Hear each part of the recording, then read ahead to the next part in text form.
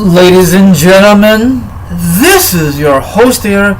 It is Team Rai. Listeners, how are you doing on this amazing Tuesday's edition? I'm doing very fine. Now, earlier today, I seen a movie called Shazam. Probably a lot of you heard of it or never heard of it. Look it up on YouTube. It just came out last Friday. I'm looking forward to another awesome movie called Avengers Endgame, like almost at the end of this month. But I'm gonna see it Tuesday because it's only $5 before noon. That's not a bad deal. But let me do my introduction and then let's get this show on road. And I will discuss for you wrestling news, wrestling topics, and a lot of interesting topics to discuss for you. So sit back, relax, put your feet up, grab something to eat, grab something to drink. Now, if you don't do that part, maybe you want to chill like a villain and hear my theories and my opinions, my thoughts on this topic, and of course the article will be down below. Let's roll this. Now, on Sunday was WrestleMania 35. Undertaker was there, but he was there with the fans, I'm thinking, with his lovely wife. So he was not in character. He was not dressed up as the dead man. He just there to enjoy it, like John Cena did last year. But they used that as a storyline last year. Now, if you listen to my podcast recently, Taker had the idea to McMahon bring back the dead man, or dead man walking, all those little gimmicks.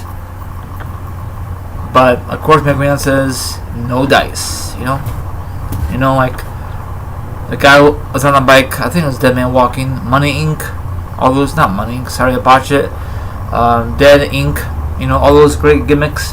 It did not last very long. That sucks. Because I guess that's his own personal, how he really looks like on the bike and dressed like a awesome biker. I don't know why McMahon, he's a buffoon. But anywho, you're wondering why in the hell did Taker was there last night. Let me explain. Taker shocked a lot of people when he, I should say, interrupted on RAW After WrestleMania. The dead man was killed. Sorry, not killed. That was a mistake. Was kind of called out by Elias because the drift says the next person who interrupted is going to be a dead man. See, that's so obvious right there. Is Taker. If you guys pay attention, PW Insider report that the Undertaker would work the segment in Brooklyn because it was set up a match between himself and Elias. Really? Do we really need to see a freaking match? We all know that Taker is going to beat the crap out of him. That match will not be in the United States because the dead man versus the living truth is supposed to go on during the WWE next voyage in overseas. So they're gonna set up for that. I think it's next month. I don't really want to see this match.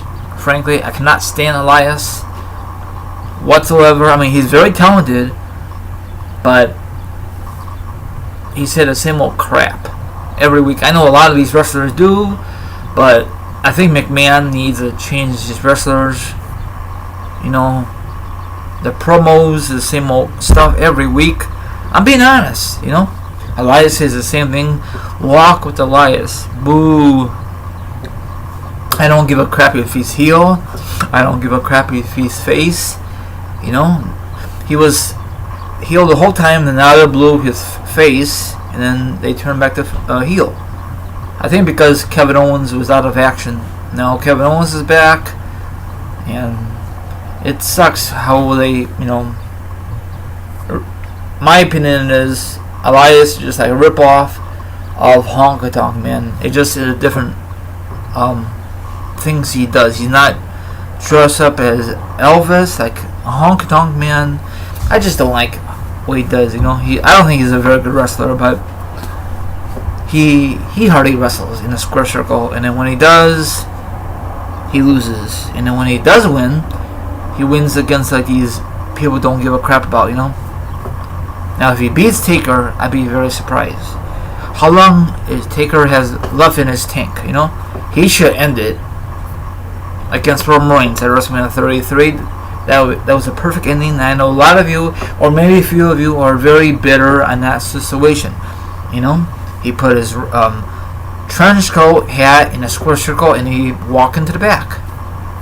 That should end the legacy. And of course, people are going to say, is he going to come back next year? Is he going to come back this year? I mean, the following year and the following year? You know what I'm saying? If it happens, it happens. So I guess at WrestleMania 35, it came and it gone. There was no rumors. Well, there were rumors that no match was booked for Taker. Except last year, that match was awful, in my opinion. It was just a squash match. So what's your thoughts on, I guess WWE is going to focus on Taker versus Elias. You know, the match is overseas. I really want to see this match. I guess they want to do it for the fans. So, and probably McMahon is paying a lot of money for this, you know. I prefer Dead Man Walking, the American Badass. There you go. That's what I want to see. But we're not going to see this. We're going to see the original gimmick. Because he's been doing this for many, many years. Longer than the American Badass gimmick. So what's your thoughts on this article? I mean, Taker had a great pop yesterday. It was a day after WrestleMania, for crying out loud. That's it. But if it's an average Raw, he will still get a huge pop. Some people didn't know that Taker is going to show up last night. I did a few of it, you know, like maybe a 2% chance, because there's no way in hell he's not going to show. He's not going to show up at WrestleMania because the card is stacked. They had no returns, no debuts at WrestleMania. They want to save it the night after WrestleMania. They had this one guy named Lars. Took forever to make his debut. Now, I don't know if WWE's going to screw it up, make him a freaking jobber, or make him a big force in the company. You know what I'm saying? The top of the food chain, maybe not.